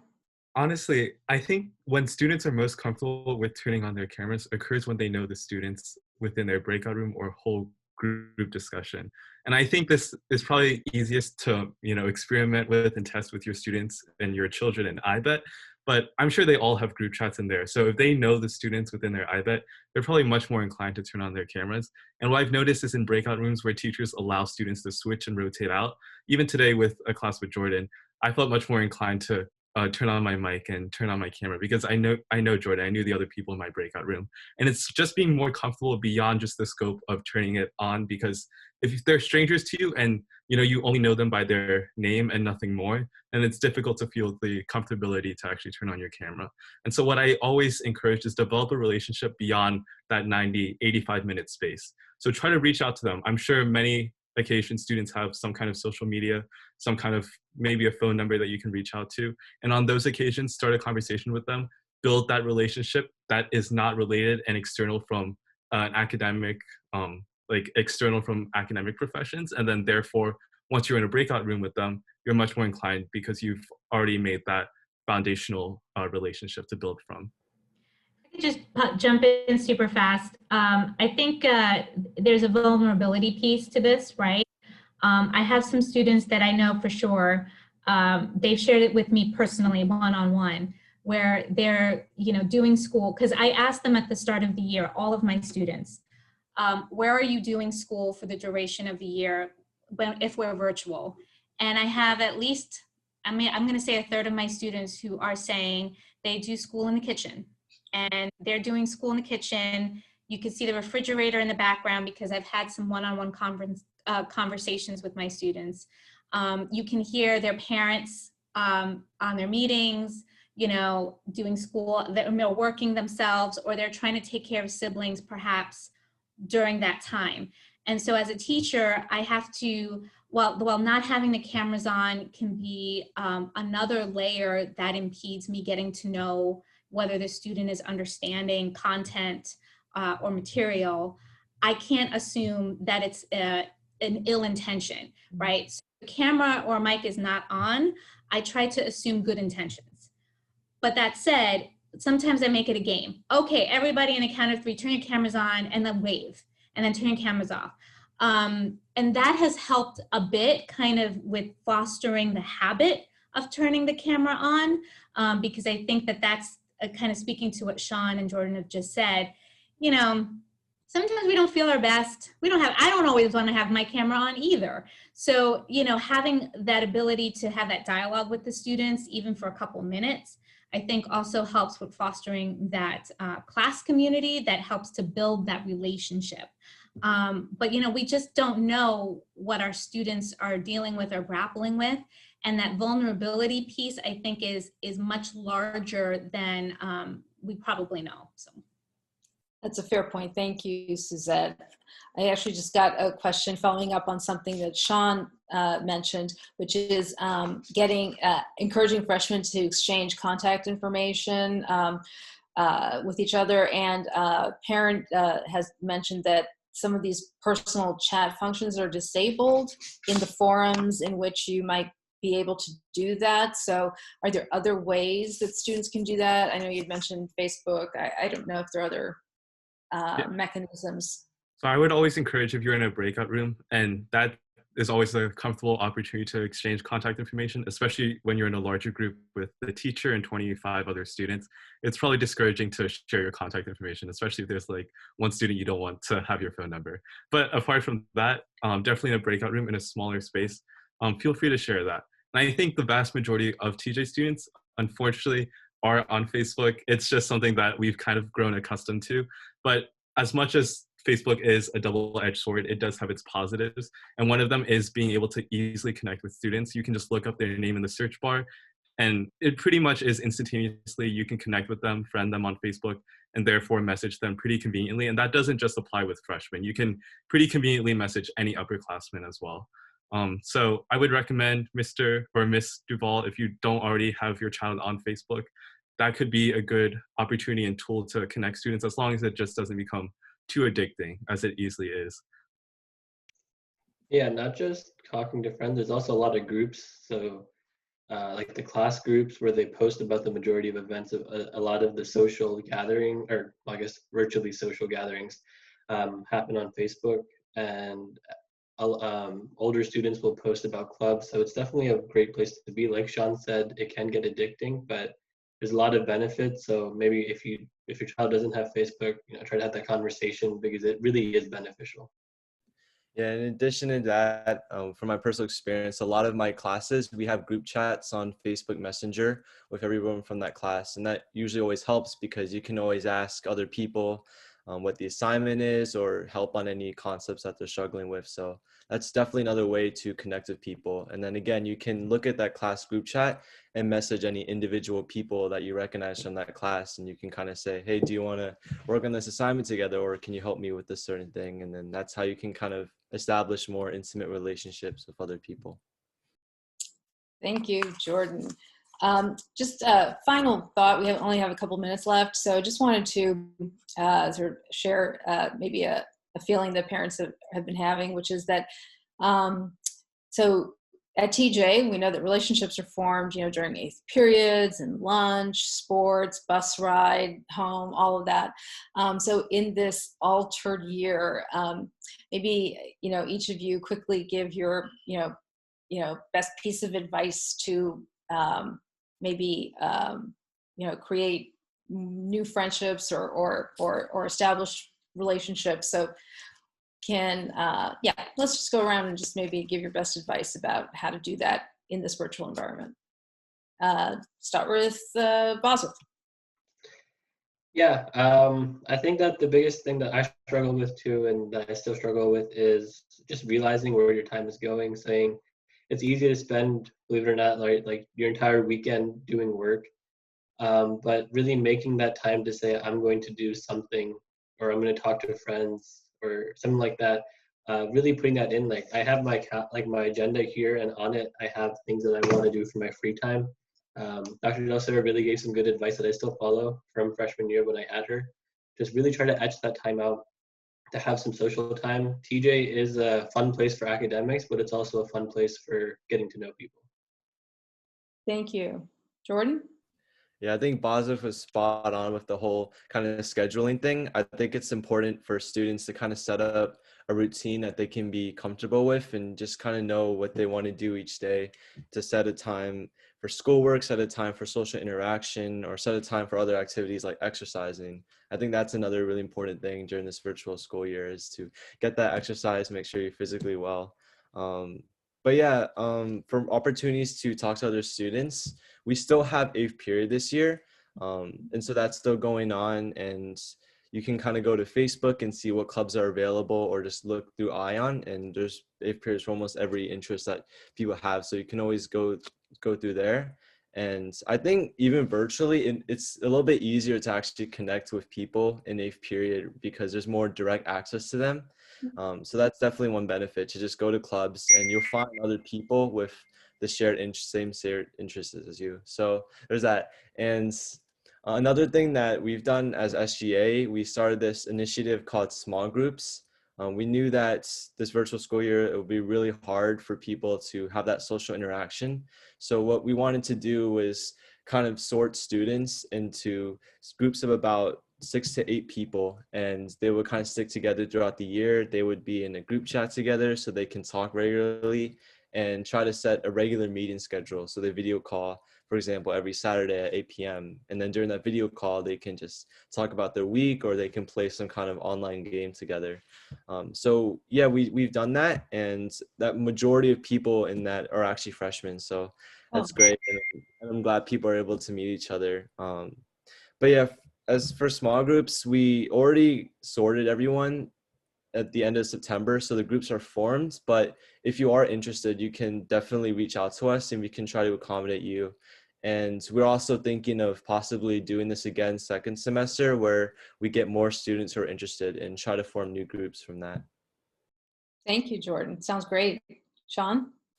Yeah, so as a senior, it truthfully sucks. I know Miss Henry earlier said something about milestones, about as freshmen you're making your very first milestones. As a senior, I'm celebrating a lot of my last. It was supposed to be my last first day of school, my last homecoming experience, my last, Thanksgiving break, my last Halloween as a high schooler. And it feels like a lot of those memories are being lost and dissipated because of COVID-19. And it's almost entered this stage where I'm like, should I give up? Is this it for me? I thought I should have celebrated more, had more fun. I worked so hard for my last 3 years to lead up to this final year. And it almost felt like it's being ripped away and taken from me. And I've been in that stage on and off for a lot of time, but I've quickly realized that it's, rather than trying to embrace and dwell upon the past, you need to look towards the future and kind of see that there's a hope and light at the end of the tunnel. Because if you keep on dwelling in the past, you're just going to end in this downward spiral. And so when you're looking towards the future, just remember that maybe in second semester, I can hang out with my friends normally. I can return in the hallways, have that final lunch, have that prom I was hoping for, see my friends and peers graduate at GMU Stadium. And just having those kind of aspirations and objectives that one day you'll see a better tomorrow really keeps me going. Because right now it is kind of despondent, not really getting to see friends or being able to have a normal routine. But some kind of hope and knowledge that tomorrow will get better just keeps me going, and hopefully it can keep your child motivated. Thank you, Sean. And Suzette, do you have any final thoughts? I taught Sean actually as a sophomore And so it just hurts my heart to hear this, because I know that this is what because I also teach 2 sections of seniors, and I know that this is just heartbreaking. But the fact that you still fight to find something good, not just like broad strokes, but every day. And so one of the things that I've started doing is asking my students, what are you looking forward to, like, today? What is a good thing that's not academic, not sleep, not naps, that you can concretely kind of hang your hat on and say, I'm looking forward to this? Whether it's the new release of the PS5 that's coming out and you want to, play the game and whatnot, or if you're playing Among Us and you have the Among Us tournament that you're participating in, which, by the way, guys, thank you for doing that, because quite a number of my students have participated and they said it's been one of the things that they really look forward to. But that making it more concrete. And even if, like many of you mentioned, writing down notes and keeping a schedule and scheduling, downtime, sometimes you also just need to write down, like some of my students say that they write down affirmations, like, not every day is perfect, but I'm going to try. And so they found some comfort in that. And they do say that while, my questions on their reflection for class kind of get annoying, it forces them to think about what's one good thing that you can look forward to when we wrap up class today. And if you can look at one good thing, hold on to that. And so I think that's something that we could all learn from. Absolutely. Thank you so much, everyone. That was a great discussion. Thanks for answering those questions, and good luck to all of you this year. Thanks. So right now we're going to move on to the last and final panel, which is a student panel on what we wish we knew as freshmen. So this should be fun and interesting. And let me start by introducing the panelists. And I will just, as I've done earlier, I'll announce your name, and you can just say a couple of words of hello, and we can then move on to the questions. So right now we have four panelists, but I only see 3 of you up. So, but why don't I just start with Eden Ethington. Eden.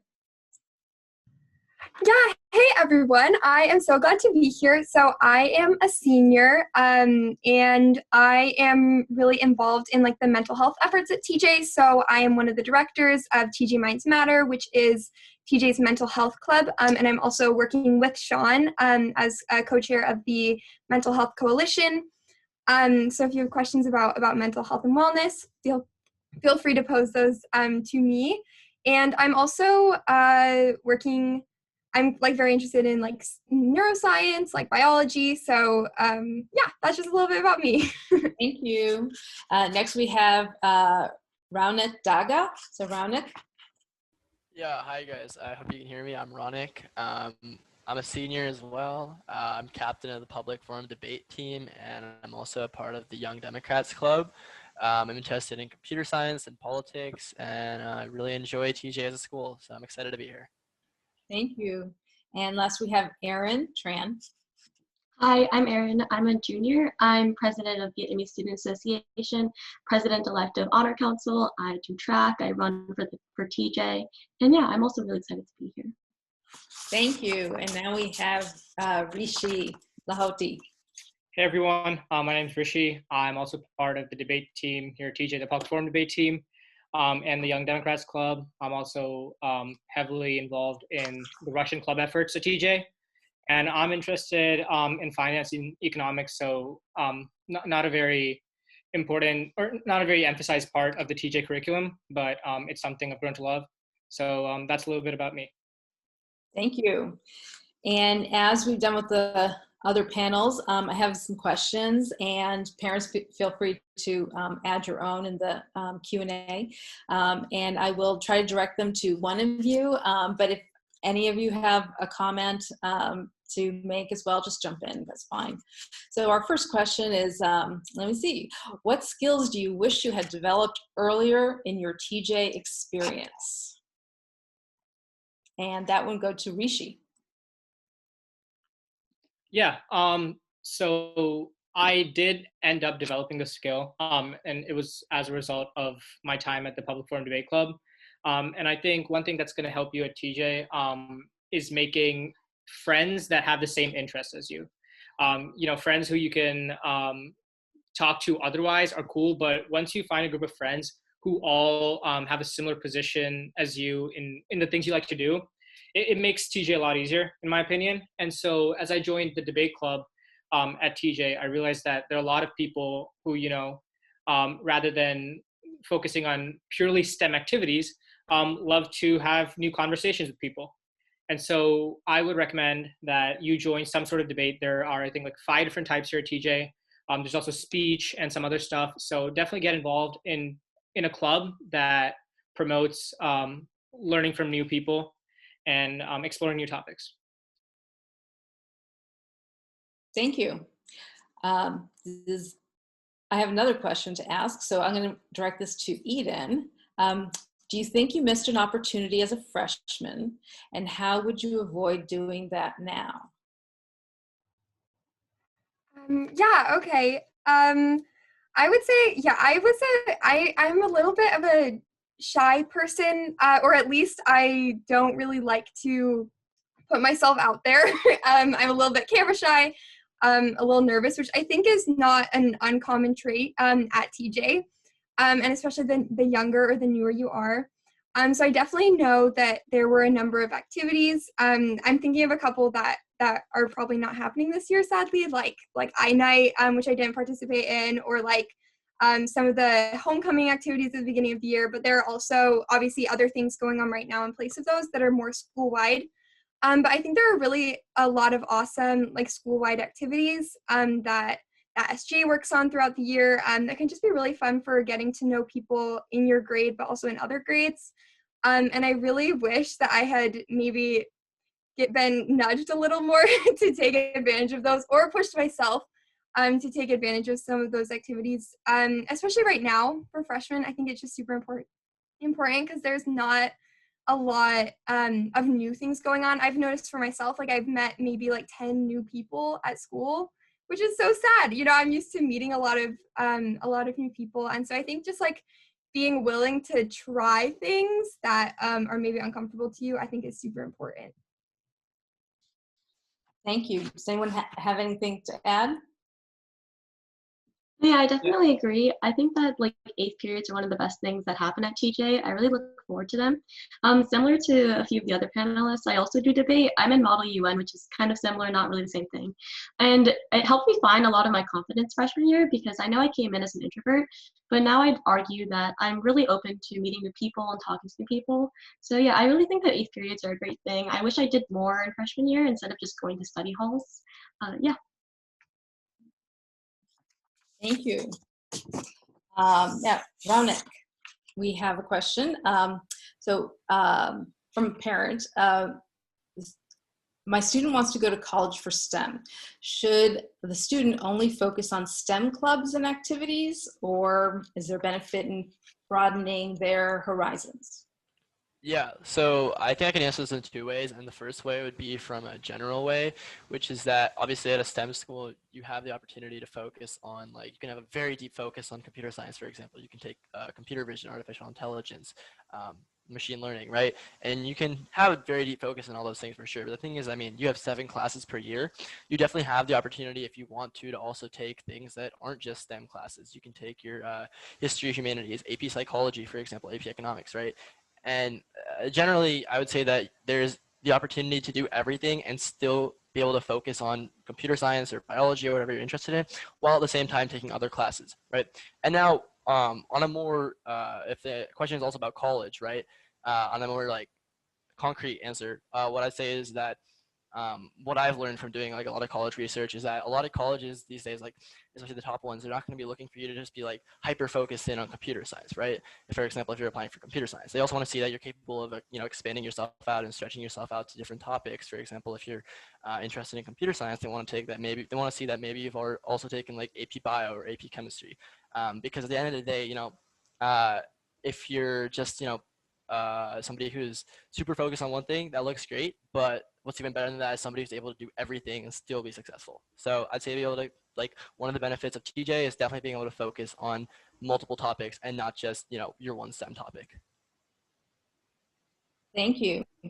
I see a lot of nodding heads. Does anyone want to add anything to that? Yeah, if I could add on, so I think Ron did a really good job of just touching on kind of the importance of having some other things in your schedule. I would say, first of all, I don't know if this was just a question that you guys formulated or if it was from a parent, but I would say to the parents, if you can let your kids kind of figure out what clubs they'd like to try instead of maybe pushing them to do things that you think might be good for them, I would recommend that because I don't think I would have found some of mine if my parents were just trying to guess what I would like or what would be good on my resume. But I would also say that I think one thing that's just really, really important about taking other classes is that TJ offers such a wider variety of classes and activities than your child has ever been exposed to in their middle school experience, almost undoubtedly. And I was talking to a freshman the other day, and she was saying, yeah, I think like a third of the people I know in my freshman class all are interested in doing neuroscience or neurosurgery is what she said. And I was like, that's a lot of people. And you can't know as a 14-year-old what career path you want to pursue, especially if it's a 10 or 12 year long career path from your current position. And TJ has a lot of classes about it's like space sciences and brain sciences and computer science classes that your student probably hasn't been able to access beforehand. And I just think like there's no way you're going to find out what those are if or like what you could be interested in if you come in with a career path in mind. Thank you.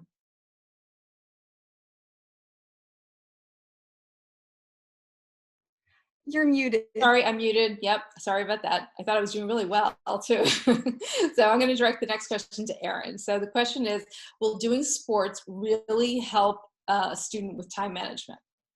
Yeah, I really do think sports really help people with time management. Sports is one of my favorite things that happen at TJ. If I'm having a particularly bad day, I know I can look forward to having practice later that day. I really have a lot of friends because of sports. I know a lot of sports in the fall start practicing in the summer. So as freshmen, you're able to make friends before you even attend TJ, which I think is really cool. I was able to come into TJ with a group of like 50 friends, which was really interesting as a freshman because most people don't have that experience. But for time management, I really do think it's a really good way to learn time management and a way to schedule your time correctly, mostly because it's taking up your time and it's forcing you to know when you want to do an assignment. You have to figure out when the deadlines are. You have to plan around your practices, which I think is really important because later on in life, you're going to have other things to do, and you're not just going to have like focusing on one thing. Because I know that if I didn't do sports for those 2 hours of running that I do, I'd just be on YouTube or I'd be on Instagram. I'd be on some other social media, just not doing work in general. So yeah, I really recommend sports. I think it's a really underappreciated part of TJ, mostly because there's not so many people in sports. Yeah. Are there opportunities to do sports now? I actually don't really know the answer to that. Maybe Yeah. some parents do. Yeah, so I do track and cross country. That's just all I do year round. And right now we're holding practices. You have to sign up on Facebook. Right now it's actually on an app called Band, which you find that through our Facebook, because they're limited practice spots, but there still is sports going on. And they're planning on starting the season in, I believe, early February. Oh, no, wait, it's December. Sorry. Yeah. Great. Thank you.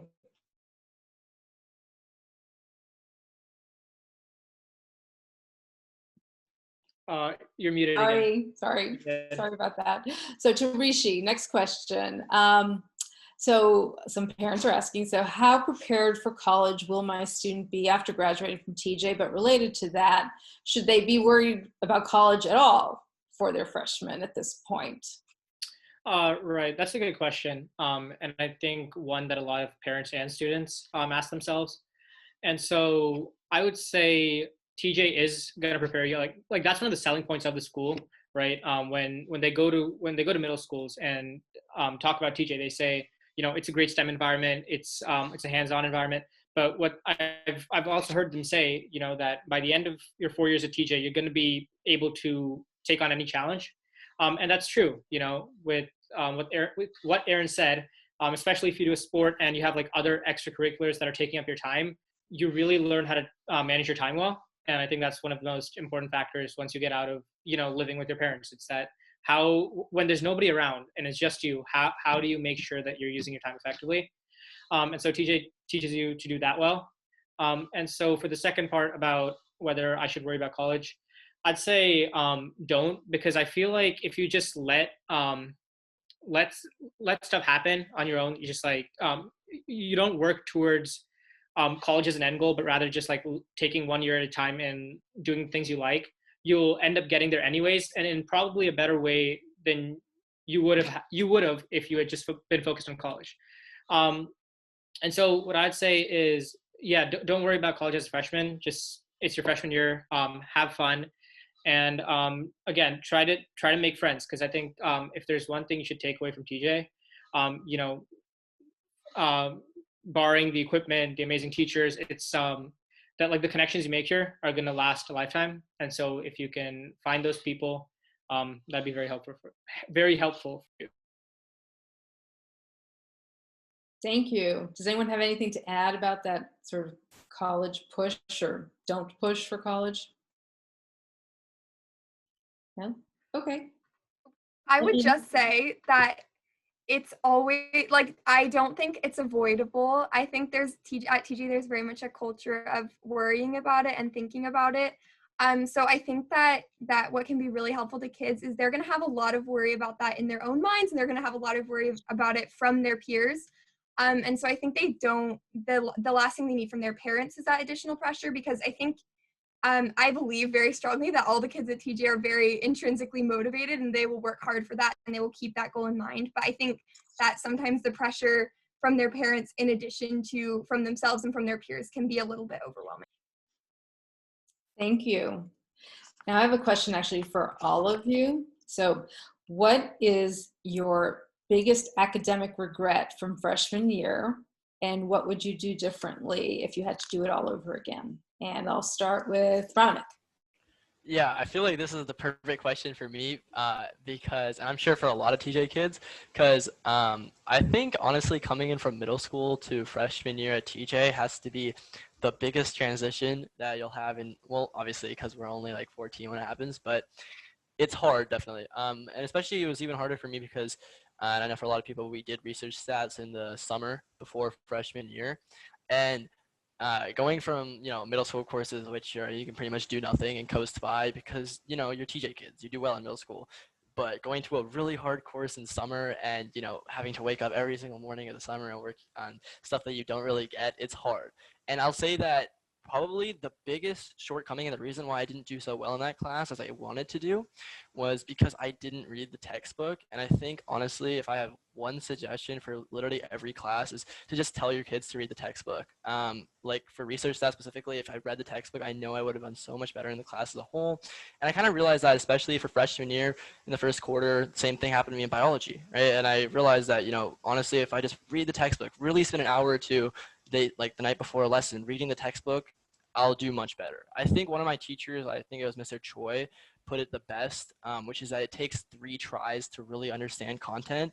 So your first one should be, reading the textbook before the lesson. The second should be the lesson from the teacher. And the third should be reviewing your notes from the lesson, and then you'll really get it. So I think if there's one piece of advice that I'd say for freshman years, start with that approach in mind, and you're going to do much better in all of your classes. Thank you. How about Aaron?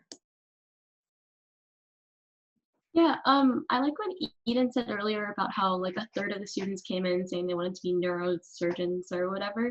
I mean, I think that being hyper-focused on like one topic is just really, it's not going to help you a lot at TJ, because I know I came in like that. I was like, I'm going to be a doctor when I come in. I'm going to apply to high school. I'm going to go to these colleges. I'm going to be a doctor. And so I took a lot of biology and chemistry related classes, but also just for fun, I took computer science.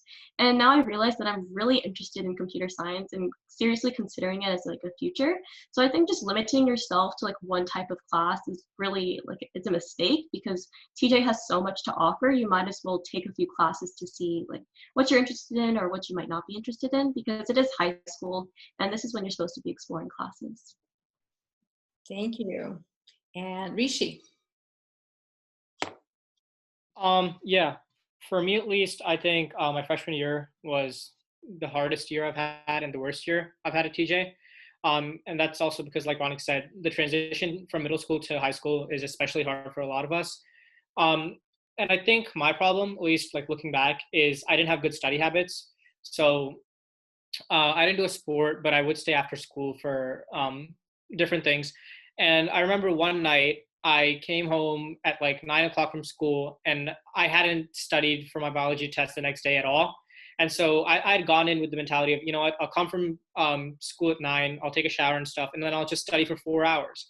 And that doesn't really work. You know, learning 3 chapters worth of freshman bio in a night when you're already like drained isn't good for you. And like by 12 o'clock, I couldn't keep my eyes open. And so what I'd say is develop good study habits. And what that basically means is don't leave it for the night before. Spread out your studying. It makes it easier and you learn better as well. Thank you. And Eden. Yeah, absolutely. So I could echo everything that everyone else has been saying. So I will try to not. But I think even some of the things that people have been mentioning kind of boil down to, like, even first, just being more able to ask questions. I know that I came into TJ and I think kind of with the same mindset that Veronica and Rishi are talking about, of just being really like used to kind of being at the top of my class and being really self-conscious about now not being like great at everything, as silly as that sounds. And it was really hard for me to get used to being like humble about things. And I think everyone was kind of in the same boat and would not really say if they weren't feeling good for something or wouldn't be very honest about it. And I felt so uncomfortable and I could not ask questions in class because I was so afraid of being like judged or looking really dumb in front of everyone. And I like wouldn't go to my teacher's office hours because I was just so afraid that they were gonna think I was like an idiot and not want to help me, which is so silly looking back. But I have just recognized that like being at TJ and just like being able to kind of open myself up to just being more vulnerable and asking questions to my teachers when I need them, and being able to like self-advocate, but even just like reach out for help and be okay with not succeeding the first time all the time, has helped me so much in just being able to like have the tools I need to then be like, okay, I'm bad at my time management, or I'm bad at studying, but I can seek help to fix any of those problems. Thank you. And I have one last question for everybody too. So just quickly, and knowing that, you know, freshmen this year are pretty much virtual, but it might be nice for them to hear, or at least their parents to hear, what your favorite memory of freshman year was. So who wants to go first?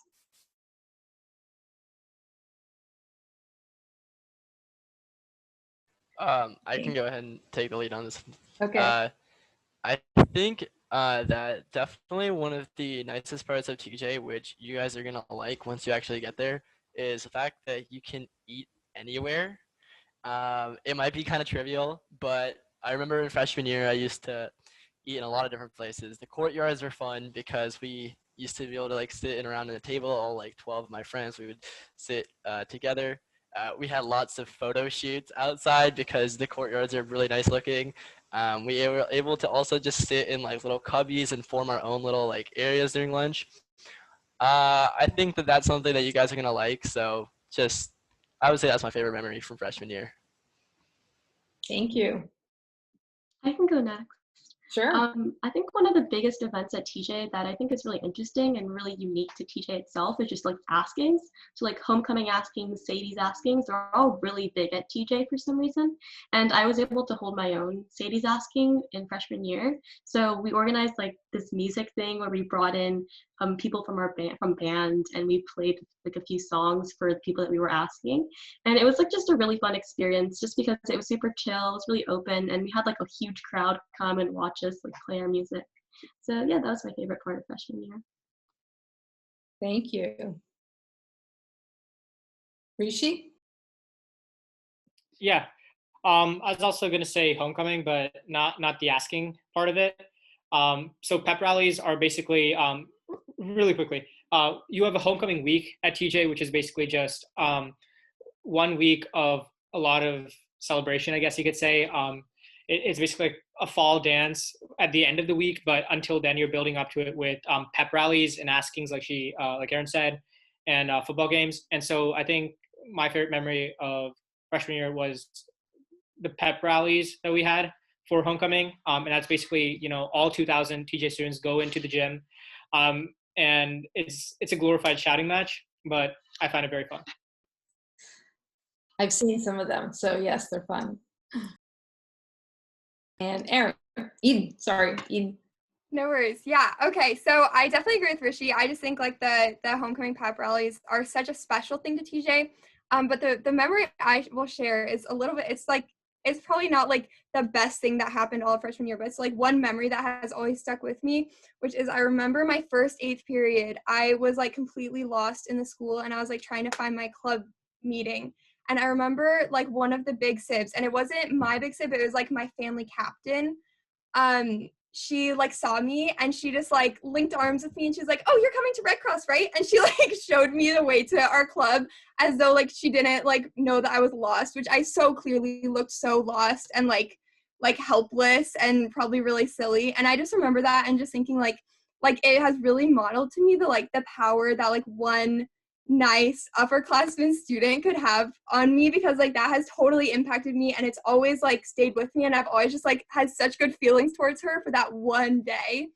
But now I'm a Big Six family captain, so if that's any like measure of how much of an impact that had on me, so I think like that's been really sweet because it's been helpful for me to recognize like, oh, it's like I forgot it's really scary to be a freshman, so I'm trying to to do my part, hopefully help people feel more comfortable. Thank you so much. And thank you, all of you, for all your insight and the great discussion. And that, with that, we conclude our panels for the evening. And so I just want to thank everyone for participating. And right now, we're going to have some concluding remarks from one of the Partnership Fund board members, Valerie Weissman.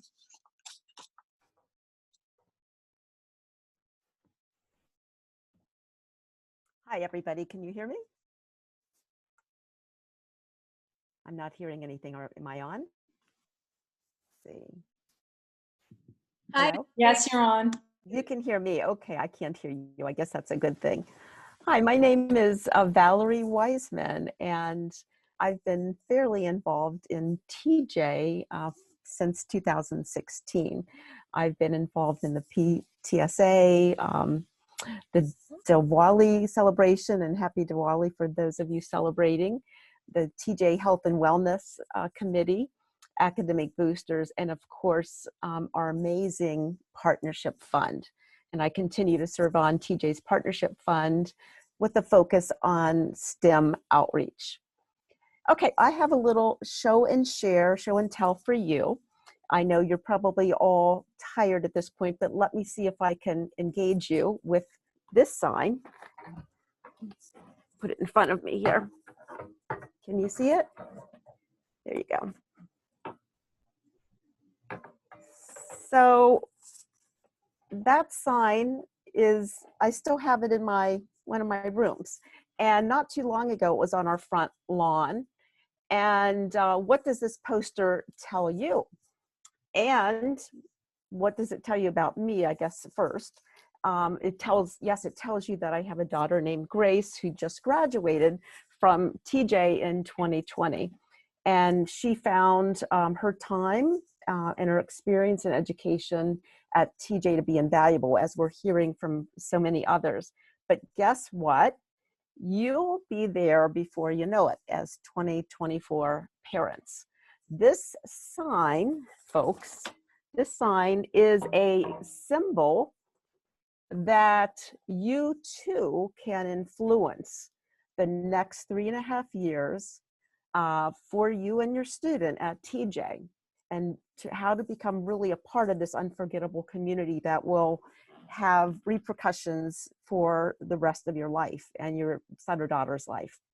What I'd like to tell you is, like Anne said, with her daughter at Virginia Tech, TJ has made a difference for my daughter's college acceptances and it's doing so now in her first year at Purdue University. But what I really want to share with you is how a couple examples of how the TJ Partnership Fund has really impacted Grace's education and her time at TJ and our household. Two words come to mind: prototyping and POI. Two P's, prototyping and POI. The Partnership Fund, another P, generously funded the current jumbo CNN router in the prototyping lab. And we will fund a smaller CNN router this coming year. Now, for people like Grace and maybe your son or daughter who are aspiring engineers, that is just awesome. I mean, you don't see that in the typical high school, and it's made a big difference in terms of her college experience and being ahead of other students. Secondly, Partnership Fund funded the TJ POI Club, which is renowned for the beloved TJ annual I-Night Star event. And my daughter's been a TJ POI officer. And so the Partnership Fund's support of POI and Proto have meant so very much. And it's meant that she's been able to do maybe more than she would have been. So much so that Grace has actually organized with past TJ alumni POI officers, and they're showing their love and appreciation by returning it with a free POI workshop for any student, for any parent. And if you're interested in learning how to spin POI like they do for I-Night, which will not happen in person this year, but if you're interested in the fun of that, the de-stressing of it all, and seeing how these POI folks, these alum, really appreciate the school and the Partnership Fund, go ahead and look at the 2024 website and see if you're interested in signing up, or if your student might be interested in signing up, because spots are filling up quickly, and I just wanted to let you know that. But in addition to that, you and your 2024 student can be more involved in this valued TJ community and help build and nurture it. What you can do now is raise your hand when we're done with this call, and you'll be getting some follow-up communications, and you can go to the Partnership Fund website or social media or email us and raise your hand to support the Partnership Fund by giving to our current campaign for raising funds for exciting professional development for our TJ TJ teachers, which will of course benefit our TJ students and you. I'm encouraging you to visit the website and learn more about our work at the Partnership Fund, and raise your hand and become involved, so that when you see this sign on your lawn in 2021, you won't be surprised. You won't look back and say, where did that time go? How can I be involved now and be such a key member of this very, very valuable community? Thank you so much for your time and for joining us tonight. We really appreciate your active involvement.